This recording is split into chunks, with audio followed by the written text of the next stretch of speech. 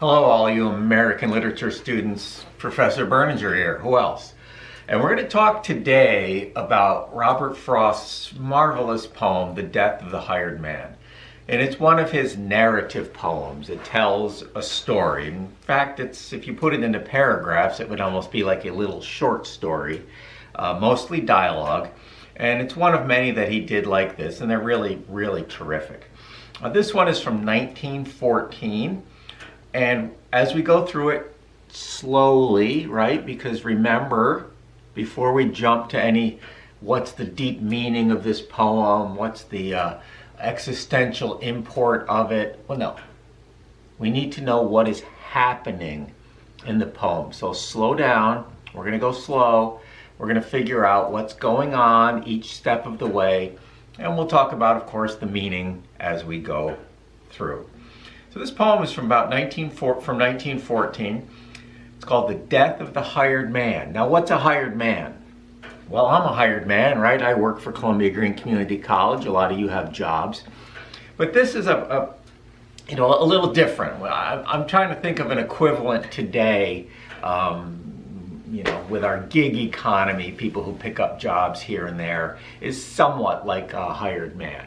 The hired man, though, from 120 years ago or so, was a farm laborer who could move around from farm to farm, depending upon, as we find out in the poem, who's going to pay him more, where the work is. Of course, there are a lot of apples to be picked in the fall, crops to get planted in the spring, so it's somewhat seasonal. But a hired man generally would have been a single man, and he would live with the family. Okay, now this is very important to understanding why Mary and Warren are so close and why Silas means so much to them.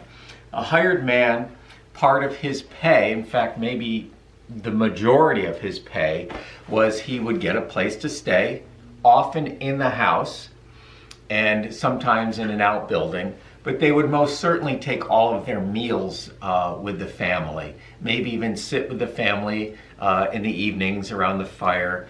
So they were very much a part of not only the farm operation, which is very important, but really the family unit. So that's important to know.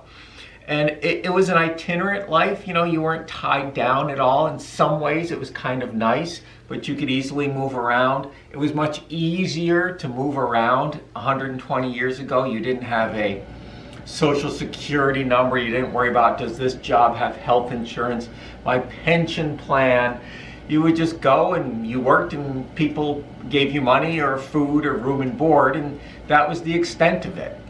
Your life was much freer than it is now. I mean, the modern world has a lot of advantages, but he didn't have to worry about having a mailbox, a credit card, a legal address, none of this stuff of our modern life. And this isn't that long ago.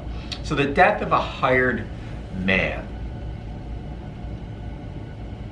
Mary sat musing on the lamp flame at the table, waiting for Warren.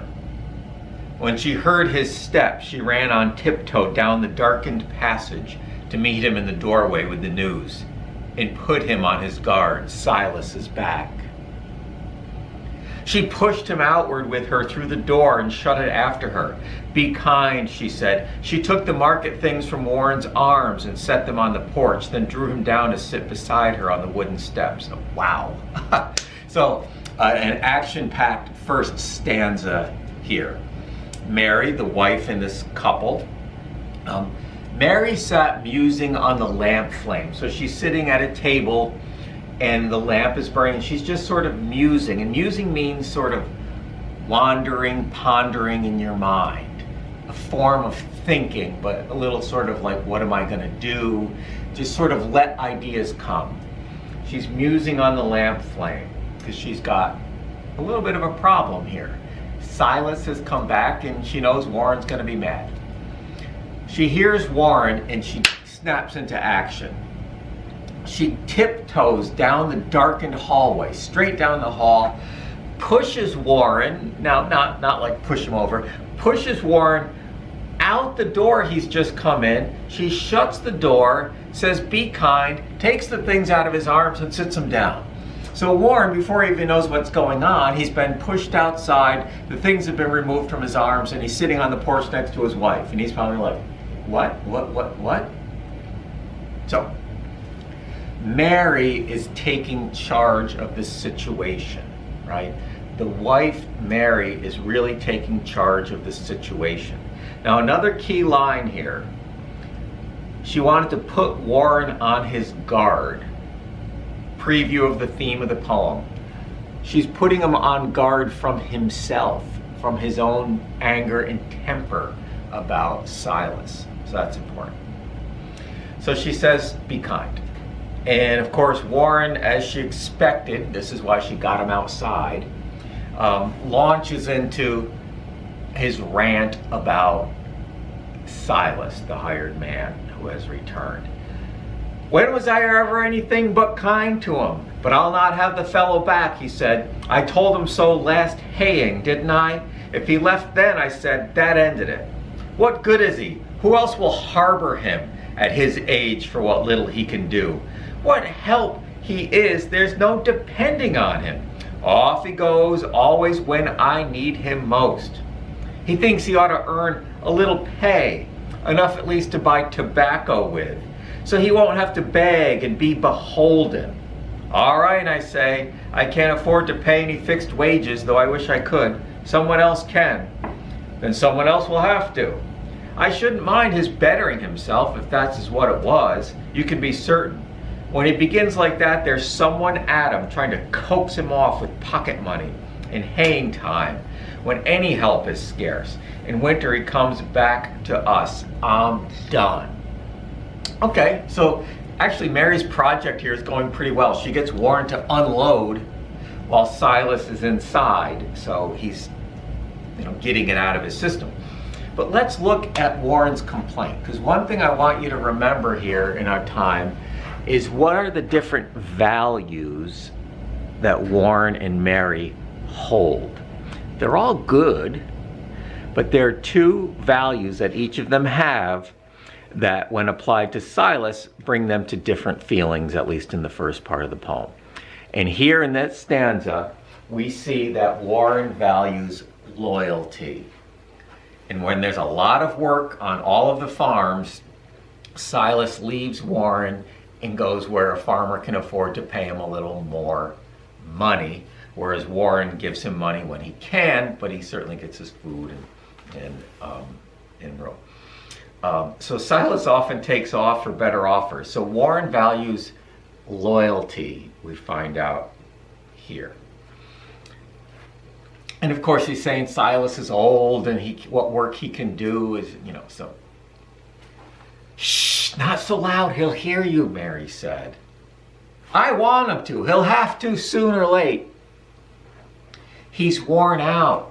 He's asleep beside the stove. When I came up from Froze, I found him here, huddled against the barn door, fast asleep, a miserable sight. And frightening, too. You needn't smile. I didn't recognize him. I wasn't looking for him, and he's changed. Wait till you see."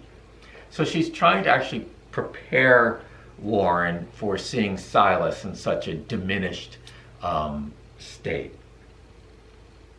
"Where did you say he'd been?" "He didn't say. I dragged him to the house and gave him tea and tried to make him smoke." Sidebar, when someone's not looking too healthy, don't make them smoke. "I tried to make him talk about his travels. Nothing would do. He just kept nodding off." "What did he say? Did he say anything?" "But little." Okay, so Warren asks, Warren knows what Silas is going to say. Did he say anything? And of course she knows what it's going to sort of bother, it's going to upset Warren. So she said, "But little." She's concealing.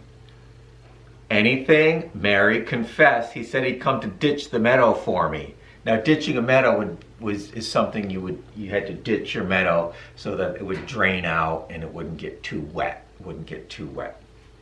And it's something you would do when there wasn't a lot of other work to do. So somebody like Silas would come back and say, hey, I'm not busy right now.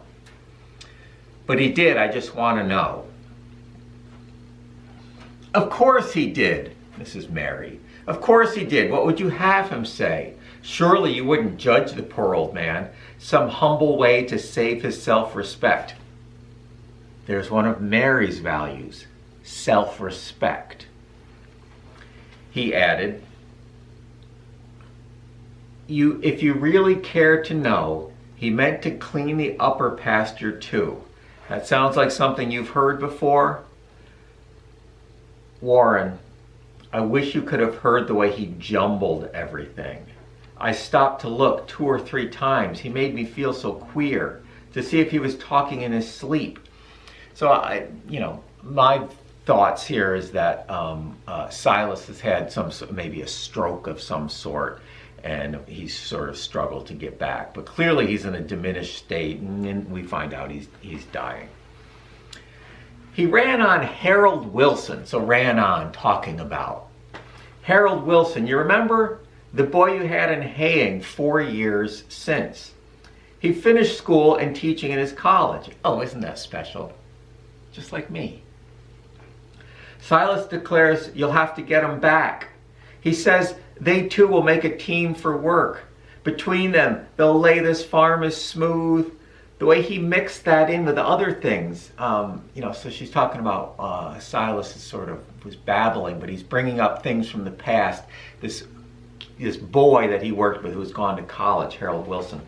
He thinks young Wilson a likely lad, though daft on education. Daft is like a little crazy in the head. And, in the early 1900s, a lot of working folks like Silas would have thought going to college, and as we find out, studying Latin and reading poetry and whatever, was really a waste of time. And you need to learn how to do practical things on a farm. And, there was some truth to that. But there used to be a whole set of jokes at the expense of college kids. College kids. What's he know? He's a college kid. Daft on education. You know how they fought all through July under the blazing sun. Silas up on the cart to build the load. Harold along beside to pitch it on. Hey, yes. So now this is sort of maybe a fun memory for Warren. Yes, I took care to keep well out of earshot. He sort of let that go.